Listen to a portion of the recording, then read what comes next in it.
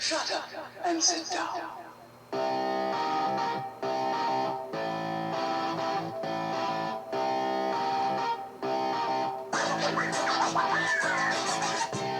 Good evening, everyone. Welcome back once again to Vicious Rants. And of course, I am your host, Mr. Main Event himself, the often imitated, duplicated Suicide Tim Vicious. And we're going to go over Saturday night's main event was in Fort Wayne, Indiana. But before we do, folks, first thing I need to address, I got to get this off my chest.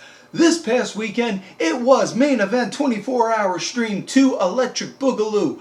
We went and it was a hit. It was a success. 24 hours non-stop, no commercial breaks, no part one, no part two. It was just one long stream from start to finish, and none of this could have been possible without you. So, on behalf of the Main Event Wrestling Network, I personally would like to say thank you to everyone who watched. And if you did not get a chance to watch, go to the Main Event Network's YouTube page. Their link is in the description tab. Make sure you guys check them out. Check out the stream once you are fully able to. And I got to give big thanks to management at the Main Event Network, because it was my first time hosting a watch-along. And that was a lot more fun than I thought it was going to be. I am really looking forward to 24-hour stream 3. This time it's personal. And, you know, we also still got the Labor Day 12 coming up soon. So, keep it in mind. Keep in mind what we got going.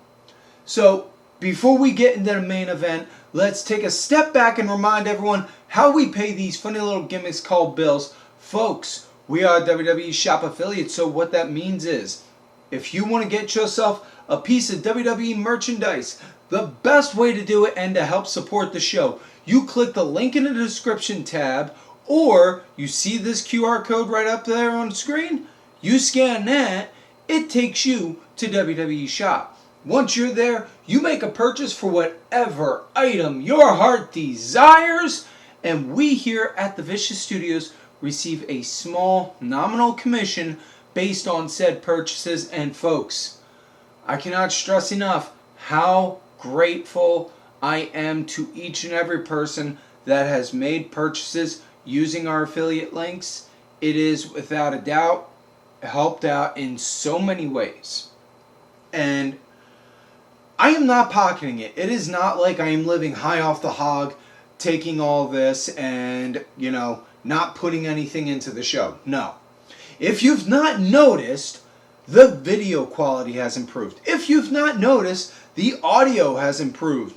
If you've not noticed, we are now running on like clockwork, having posts go out about the show more regularly. All of that is thanks in part to the finances that we've received from this. So again, I say, thank you, everyone.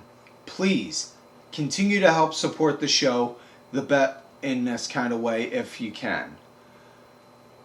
With that said, the other affiliate our other affiliate is the Skull Shaver. And folks, it is no secret, I myself am bald.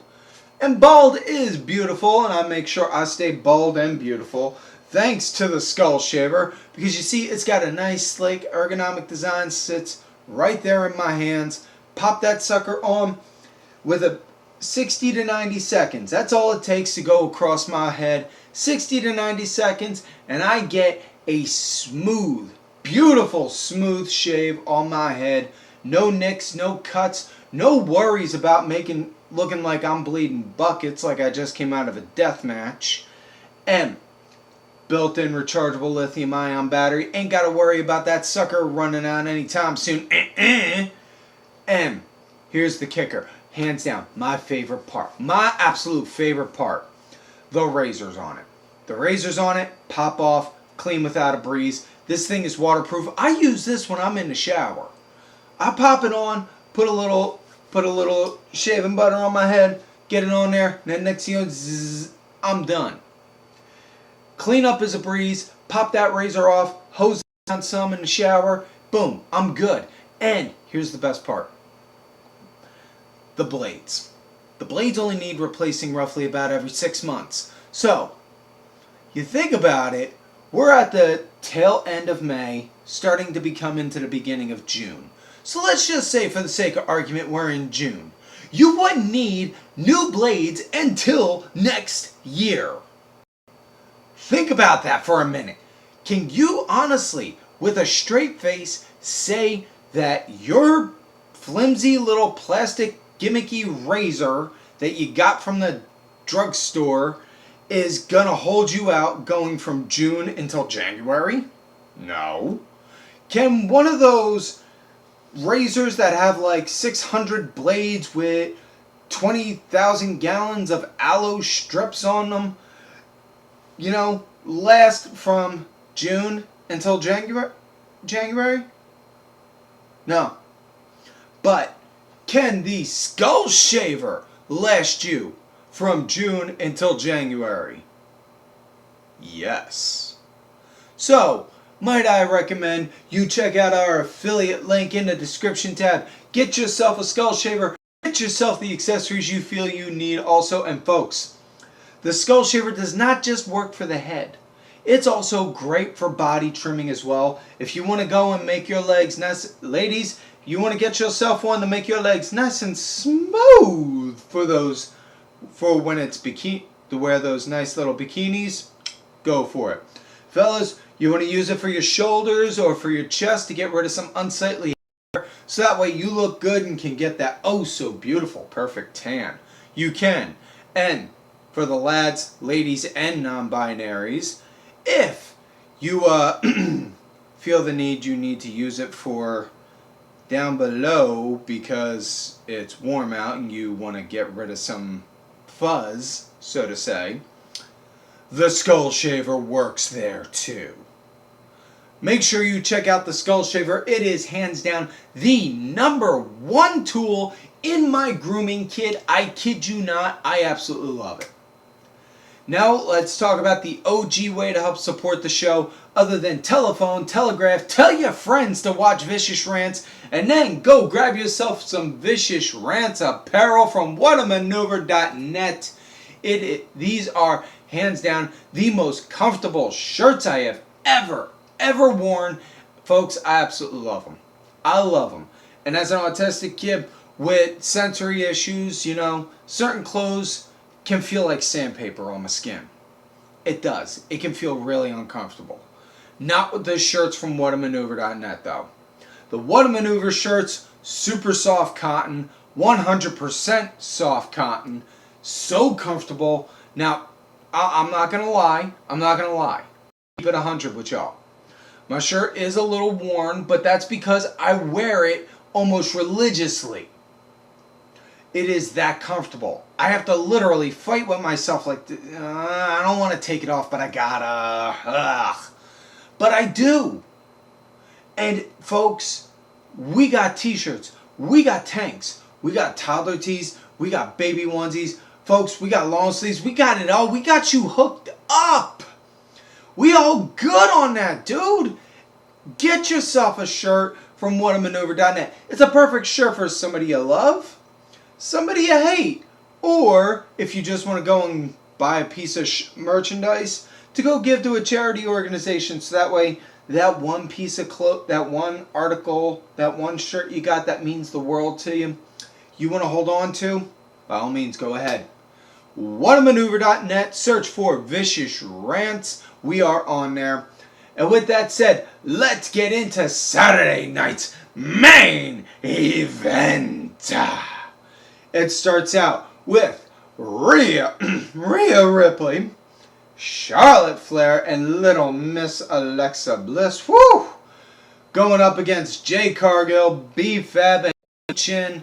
And first and foremost, Jade, B-Fab, Michin doing a Michael Jackson tribute with their ring gear. I thought that outfit was cool. I give you that. Now, I'll give you that. I thought it was cool. Michael Jackson, not my thing, never been a thing, but won't diss the look. That said, as far as the match went, baby faces they were leading at the start with me being, personally, I was surprised on this. Charlotte was the punching bag in this match. Charlotte was the team punching bag in it, and I hate the fact that I'm addressing this, but I feel like I gotta. And a lot of the dirt sheets and all that are all up in a tizzy because Charlotte had a minor wardrobe issue where her trunks slid down a hair or so below her hips, and 1/8 of her ass was showing, and the internet took it as if she wound up doing the full Monty. And guys, listen. If I gotta be the voice of reason saying this, that's when you know shit has hit the fan. Be more adult. Be more of an adult.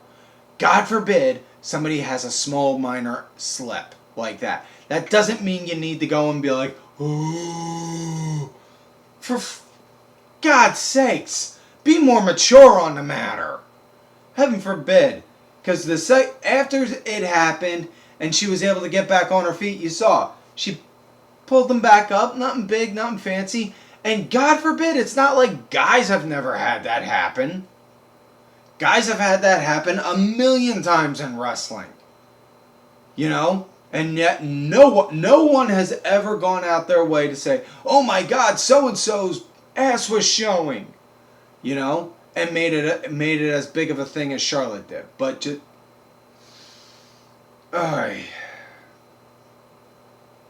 I'm just... It annoys me. That kind of shit annoys me. Like, be more mature on the matter. That's all I'm saying. You want to ogle at it, do it on your own private time, but don't go showing the world that you're that kind of a fool. Keep it in the bedroom. Keep it in the bedroom with your right hand, okay? That said, Charlotte, she was the punching bag for a bit. And Rhea wound up getting a hot tag, and my big thing, you could tell, she got the hot tag. Jade was in there for a bit. You could see the epic stare down between them two. But personally, and I don't know about anyone else, personally though, I saw it. You could see they were intentionally separating Charlotte from Jade. So, like I said before, I'm seeing them two going one-on-one SummerSlam. So, as far as with Clash coming up this Sunday, what I could see most likely happening, Jade winning and being that transitional champion into SummerSlam for Charlotte to get the title back. So that way they don't have to do Charlotte versus Rhea again. But either way, damn good match. It was a good match. It was a good start of the show. Match came to an end when Jade wound up hitting Jade hit Jaded, try and say that 3 times fast, on Rhea Ripley. Next up, we had Soul Ruca going one-on-one with Becky Lynch. Now, originally it was supposed to be for they were hyped up for an IC title, but then they weren't, so it did blah, blah, blah, blah, blah. Now we're just acting like it never happened. Becky going and attacking a beef right before the bell, but Soul, she was right on fire early on in the early goings. Really good match, and I don't want to say this was like a coming out for Soul Ruca because honestly, if you've not seen her work by now between NXT and the Royal Rumble and then main roster, dude, I don't know what else to tell you, man, but go on Google. Go on YouTube. If you're watching the video, you're already on YouTube. So do yourself a favor. I'm going to give you a count of 5. While I'm typing this, minimize the video while I'm still talking. Go into the search bar, type in Soul Ruca, SOLRUCIA. Now, we're going to count to 5 and wait for you to pause and look it up.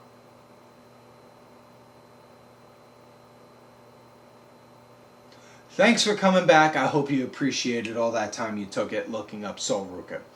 Either way, really good. Hell of a talent, more than anything.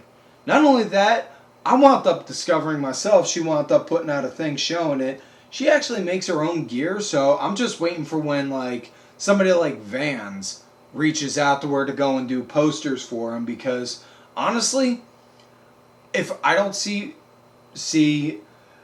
Sol Ruca doing poster for Vans or Chuck Taylor's within, like, the next 2-3 years, I'm going to be sorely disappointed. You got that's potential money you're leaving on the table there, WWE. Keep that in mind.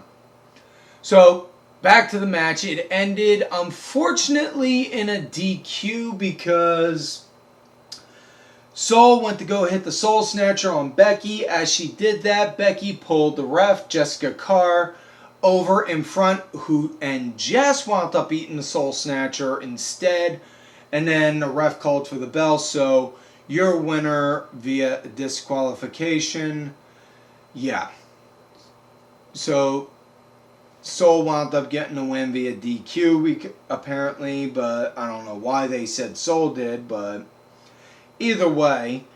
Next thing you know, backstage we see Nick Aldis addressing Becky Lynch about her behavior, throwing the ref in front, saying, I just talked to Adam Pearce, and he fully agreed, and he made a suggestion that I couldn't help but agree with, and that it is at Clash in Italy this Sunday, you, Becky Lynch, are going to defend your Women's Intercontinental Championship against Sol Ruca to have a fair, that way she gets a legitimate shot at you. Becky, of course, obviously doing the what, this isn't fair, I'm being screwed over, blah, blah, blah stuff. Nothing like that transitioned over into Raw. So, now let's get into the next match. All Ego, Ethan Page, going one-on-one against Zero Mero Penta for the Intercontinental Championship. Penta leading at the start with Ego leading the pace. And Penta building up the comeback as the match went on. It was really good, and this was hands down my favorite match on the show. Penta and Ethan put on a hell of a match. I absolutely loved it. I thought it was a hell of a banger. A damn good match. Penta wound up getting the win, bouncing off the ropes, and then hitting a Mexican Destroyer, which it was just like, boom, boom, boom, 1, 2, bounce off ropes, Mexican Destroyer, 1, 2, 3, like boom, boom, boom, like quick, like whoa, cool. And Monday night on Raw, Penta, he defended the title against Javon Evans, which I'm cool with. Unfortunately, he then said he was going to make a defense against Rey Mysterio. Yeah. And Ego and Rusev did not like that. They went to go make an argument about it to Pierce. Pierce then said, Rusev, you feel like you you deserve a shot. So tell you what, how about we have you go one-on-one with Rey, and then the winner will go against Rusev. Will go against Penta for the IC title. Rey wound up getting a win. Rusev and Ego went to go do a beatdown on Rey, then got saved by Dragon Lee. Excuse me. Next up, we have women's tag action. Lash Legend and Nia Jax, the lovely queen she is, going up against Brie, Bella, and Paige for the women's tag titles. Now at the heels, they were leading at the start with Paige being the punching bag. Brie wound up getting a hot tag, and I get Tino, my man. I get you all for Brie mode, but seriously, that woman sounds more about as monotone as a text message. And that's the PG-friendly version of what I've said about when the Bellas speak, anytime they do. And just yeah, it's hard. Anyways, as far as the match went, it was alright. It was a good match. Paige wound up getting the win. The babyfaces got the win with Paige doing a sunset flip onto Nia Jax for the 1-2-3. So now we come to our main event match of the night. The Street Profits going one-on-one against The Vision, Austin Theory, and Logan Paul. Excuse me. Dry air. Sorry. We're waiting for the union guys to come in and set up the AC. It should be any day now. Anyways. Solid action.